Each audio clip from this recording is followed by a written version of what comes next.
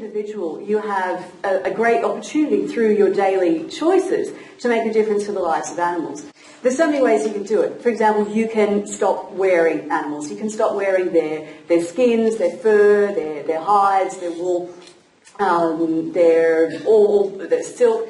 And it's getting easier and easier to do that because of the huge range of companies that are making really quality and high-end fashion garments, like my funky shoes I just got from Vegan Style. So, if you don't just want to wear shoes that look like army boots or Jesus sandals, there's a huge range of products. And it's fine if you do, right? But if you want a nice pair of dressy heels, ladies, you can get them these days, and they look great, and they feel comfortable too.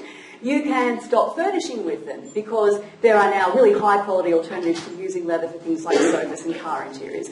You can stop using products that are either tested on animals or contain secretions of animals or parts of animals. And I'll just put a plug in here for this fabulous new range of cruelty-free skincare called Delicious Skin, which is being launched out there in the food testing area tonight. So go and see Nikki and learn about her products. You can also stop giving your custom to industries or to institutions that exploit and abuse animals for entertainment, such as circuses that use animals, theme parks like SeaWorld that keep animals essentially as slaves, horse racing, greyhound racing. But of course the area of your life, for many of you, in which your life has the biggest intersection with animals, although you may not recognise the body parts or the secretions or the eggs on your plate as coming from animals. But of course it's the food that you eat. And changing your food choices so that you don't eat animals or products made from them is probably the one step that you can take as an individual that will impact on the greatest number of lives of animals throughout your lifetime. But it's at this point that many people perceive an ethical dilemma. So after you've made the decision that you don't want to participate in these industries that cause animal suffering, and you think, well, I really would like to not be causing harm to animals by eating them, the conundrum that often comes up is, but don't we need animals to be healthy? And I had an example of that recently, a client of mine called Yola, and she had seen a documentary on the lives of dairy cows. And she had a newborn son. He was maybe about 2 months old when she saw the documentary. And as a new mother, she felt particularly empathic toward the plight of these mother cows who have their calves forcibly removed from them just a couple of days after birth. And cows are mother cows are very emotionally attached to their babies. They're every bit as bonded as a human mother is to her infant. And when these calves are forcibly removed from the mother a few days after birth, these mother cows will often bellow for days on end, essentially crying for their babies. Now, Yola was deeply moved by that because, having gone through the birth experience herself so recently. And yet she had been conditioned to believe that both she and her newborn son, when he was weaned obviously, would require animal products in their diet in order to be healthy. And the way that she put it to me was, I care about the cows, but at the end of the day I care about my son more. And I think anyone in the audience who's a parent could identify with her on that. And the reason that she perceived this dilemma was because of the conditioning that she'd been subjected to, which is essentially the same conditioning that all of us raised in a culture that leans so heavily on animal products as a source of food. That's the same conditioning we've been exposed to. So all of us know that if you don't eat animal products, you can't possibly get enough protein, thank you. And particularly if you don't eat red meat, then you're going to run short of iron, thank you. If you don't eat dairy products, then you couldn't possibly get enough, thank you. And of course you need to eat fish, otherwise you'll be deficient in omega-3s, thank you very much. And then if you're a bit of a nerd, then you might know about vitamin B12, you might have concerns about zinc, or about iodine or carnitine or so forth. And somewhere out there, all of those people in the marketing departments that animal product industries hire are just rubbing their hands in glee. Because did you see how rotely you repeated these associations? As rotely as you could repeat your times tables or sing the alphabet song if I asked you to do that. It's that deep in our consciousness that we need animal products in order to be healthy. And when Kim first invited me to do this talk, he said, I want you to do some myth busting. And I think what he had in mind was for me to tell you that none of this is true and you can get all of those all these nutrients from animal products and blah, blah, blah, blah. And I'm actually not going to do that because, number one, I'm bored. I'm really bored by that. I'm so bored. Does everyone know Vegan Smile? You know your song, Where Do You Get Your Protein? Yeah, my kids can sing it for you later on if you haven't heard it. He describes it as an irritating sound bite. Where do you get your protein? And I couldn't agree more. I'm so bored, I'm over that. There's lots of good nutrition websites. If you actually want to find out more about that, go ahead. But what I really want to do is just rise above the level of those nitpicking little details about the amount of iron or zinc or protein. And really take that 20,000-foot view, the big picture view. And one thing you need to know about me is that apart from being a naturopath and a counsellor, I'm also a volunteer primary ethics teacher. Does anyone know about the primary ethics program? It's a secular alternative to compulsory scripture classes in New South Wales primary schools. And so once a week I go into my daughter's primary school and I teach a bunch of primary school age kids how to think. Not how to memorise information and then regurgitate it in an exam, but how to think about the information that they're being exposed to. And particularly how to assess opinions that are presented to them as fact and to form their own informed opinions. It's a fantastic course, those of you who aren't familiar. And if you have a half an hour free each week, go and become a volunteer and teach this in schools. It's great. So the idea that I want to present to you is one that forms really the basis of the primary ethics curriculum, which is to argue from first principles. And in the context of tonight's discussion, I could sum this up by saying, if the premise of an argument is faulty, if that foundation of the argument is untrue, we actually don't need to worry about the details that prop that argument up. We don't even need to debate them because they are irrelevant.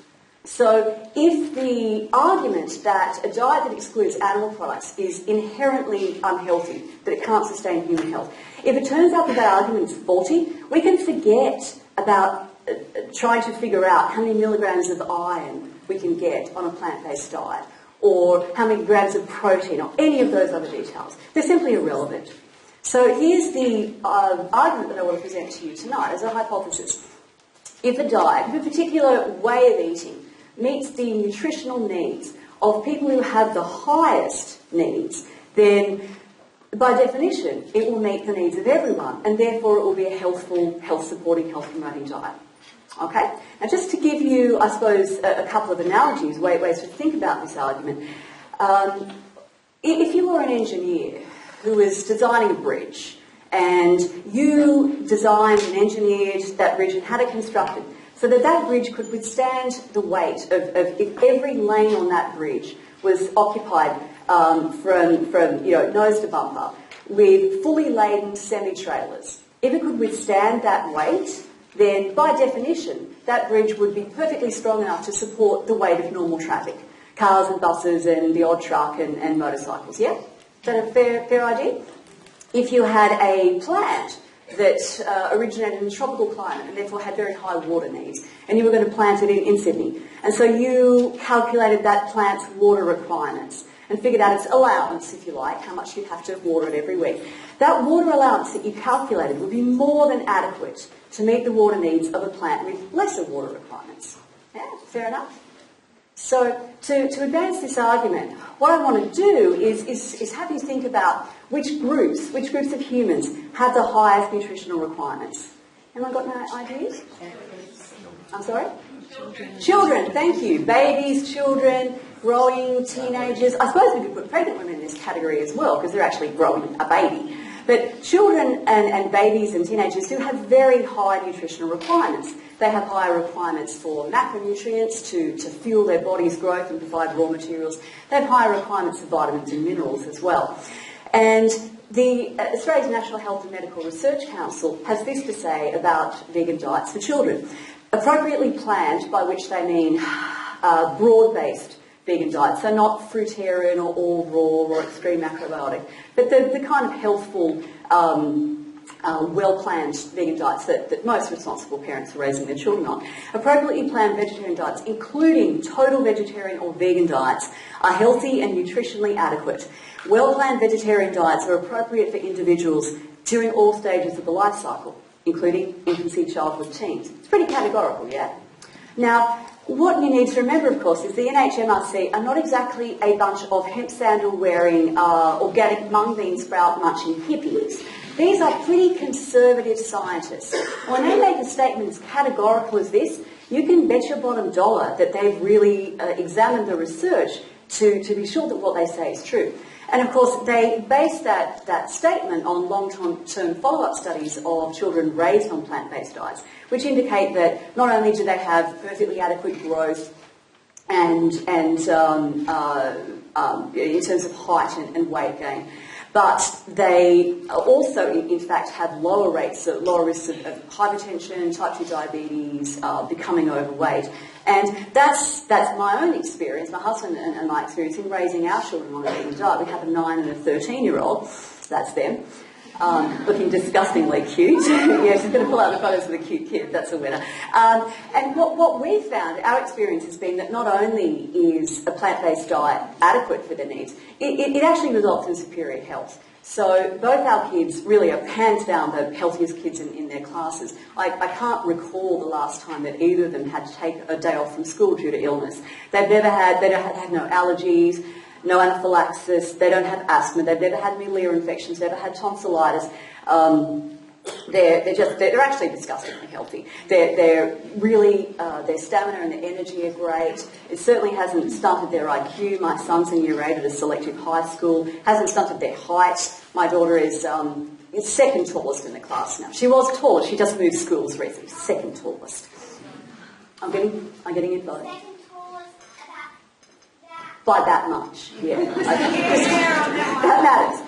Despite being one of the youngest kids in her year group. So definitely no problems there with this particular high nutrient need group. Now, who else? Athletes. Athletes have high nutritional needs. They're really pushing their bodies to the limit. And there are many, many plant-based athletes now. I thought I'd introduce you to a few of them. This is Patrick Baboumian. He's a professional strongman. That's a hell of a job description, professional strongman. He has 50-centimetre biceps. I actually got the measuring tape out and put that on my arm just to go, my God, how do you have 50-centimetre biceps? I wonder who's asking him where he gets his protein from. This is a picture of him. I have no idea what's in that dumbbell, but it looks killer heavy. Some of his personal bests, he can bench 210 kilograms. Bench 210? Yeah, he can squat 360. I can't even imagine this. He can deadlift 360. Like, honestly. This is what he says. I was amazed by the great gains in lean body mass and strength that I got with a meat-free diet. Where does he get his protein? What about endurance athletes? Fiona Rokes, an extraordinary endurance athlete who has broken world records in marathons all over the world and even holds the course record at the North Pole. How do you do a marathon at the North Pole? And the Antarctic Ice Marathon. Please, no one tell me what that involves. I'm hurting just thinking about it. She also is a full-time employed firefighter and runs an animal sanctuary. So kind of breaking the stereotype of the sickly, pale, anemic vegan who's crashed out on the couch with no energy. Amazing woman. There's Mac Danzig, who is a mixed martial arts champion. Kind of hot.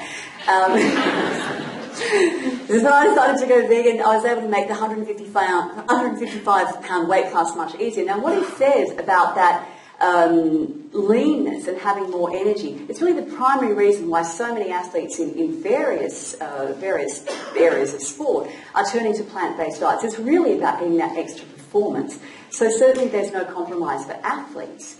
They're this second high need group. Who else has high nutritional needs as a group? Now we'll come to them. Someone say age. Yeah, elderly people. They have high nutritional needs. They have a very particular category of high nutritional needs. They have a lower calorie need. They need less energy, less kilojoules, but they actually need more micronutrients, more vitamins, minerals, antioxidants because of the aging process. And once again, what's really interesting here is that is the very definition of a whole food vegan diet. It's lower in macronutrients, lower in calories, but it's actually higher in the essential nutrients. So it's a perfect fit for elderly people. And of course the NHMRC confirms that those appropriately planned plant-based diets are appropriate for all stages of the life cycle. Now, of course, there are many examples that I could give you of older people who are thriving on plant-based diets. But I thought I'd up the ante and combine two high-need nutritional categories, elderly and athlete. So meet Jim Morris, who's a bodybuilder. And this is Jim, can you see that down the bottom? Can you see his age there? Who can see that? 63. 61. Now, my husband just turned 60 this year. He would tell me that 61 is not elderly. Okay, fair enough. What about 71? That's getting elderly. What do you think of that, ladies? That'd be fun to sit next to you on the rocking chair on the front porch. My husband's ish. 75. Oh, he's not losing it. Wow, where does he get his protein? Okay, someone mentioned the final category of people with high nutrient needs. Who was that? Someone in the middle there, I think. Who are actually the people that I spend my days working with. The sick people. Sick people have high nutritional needs. They have higher needs for the nutrients that are required to overcome illness, to reduce the process of, for example, chronic inflammation, to fuel the recovery process. And I wanted to briefly introduce you to a number of clients that I've had the great privilege to work with and witness their recoveries on whole food plant-based diets. Pamela was 38 when she came to see me. She was suffering from a condition called ulcerative colitis. It is an autoimmune disorder of the bowel, and it results in copious bloody bowel movements, going to the toilet 6, 8, 10, 12 times a day and passing blood. Essentially, the inner lining of your large intestine is falling off and coming out in your bowel movements. It's incredibly painful.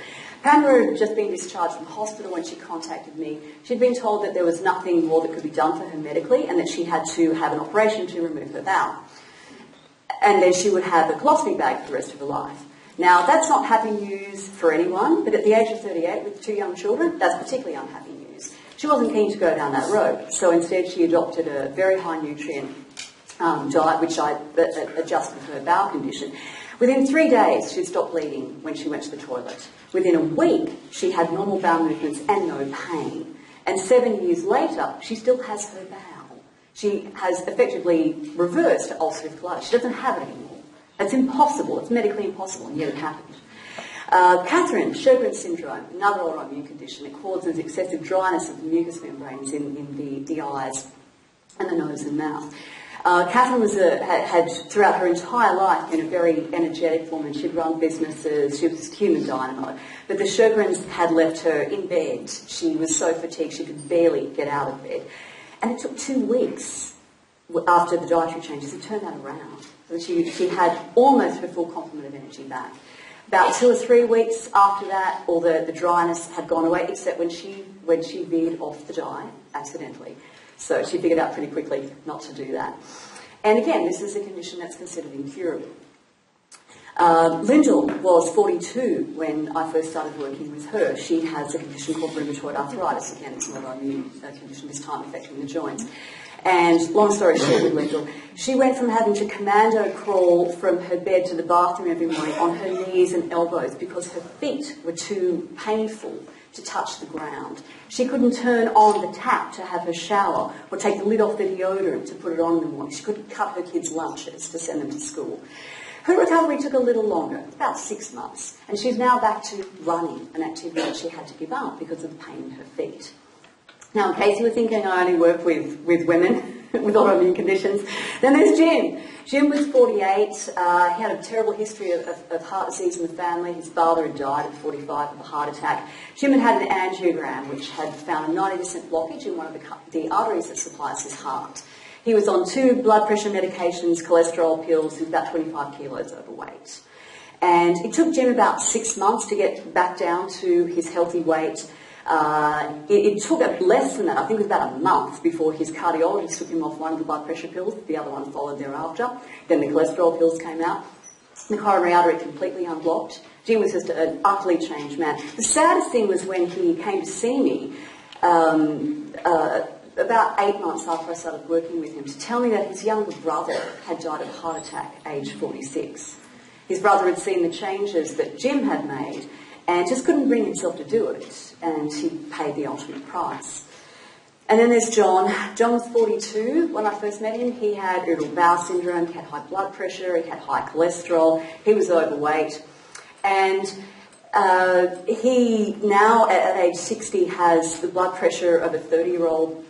His irritable bowel syndrome is completely a thing of the past. His cholesterol level is now healthy. He's back down to the weight that he was as a young, healthy man in high school or university. And from my point of view, he's actually a damn sight hotter than when I met him. And I can say that because he's my husband. Unlike Jim Morris. Anyway. Okay, so I told you lots of stories about other people. And what I want to do now is to bring it back to you. So the question I want to ask you is, if growing children, elderly people, athletes, if they can thrive without consuming animal products, and if taking animal products out of the diets of sick people actually makes them better, then why wouldn't you thrive on a whole food, plant-based diet? Thank you and enjoy the show.